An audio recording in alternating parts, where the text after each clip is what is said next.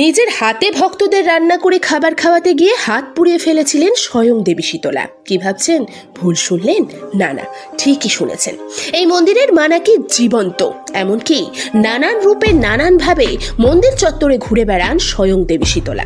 পূর্ব মেদিনীপুরের নাচিন্দা গ্রামের শীতলা মন্দিরে এই রকমই এক অলৌকিক ঘটনা ঘটেছিল বলে জানা যায়। কোনো এক রাতে মন্দির চত্বরে আসেন কয়েকজন ব্যক্তি। তাদের মন্দিরে নিয়ে আসেন স্বয়ং মা শীতলা। তারপর তাদের রান্না করে খাবার খাইয়ে তাদেরকে ঘুমোতে বলেন। তারাও সেখানে খেয়ে দিয়ে ঘুমিয়ে পড়ে। ঠিক পরের দিন মন্দিরের পুরোহিত তাদের কাছে জানতে চান, কাল রাতে কি তোমাদের কেউ খাবার রেঁধে খাইয়েছিল? তারাও যথারীতি বলে হ্যাঁ।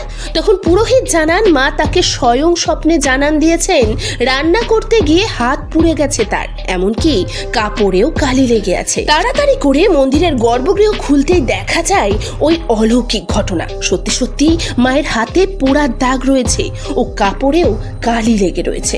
এইরকম নানান রহস্যে মোড়া রয়েছে এই অলৌকিক মন্দির। আজকের এই তথ্য ভালো লাগলে একটি লাইক, চ্যানেলে নতুন এলে দয়া করে একটা সাবস্ক্রাইব। Thank you.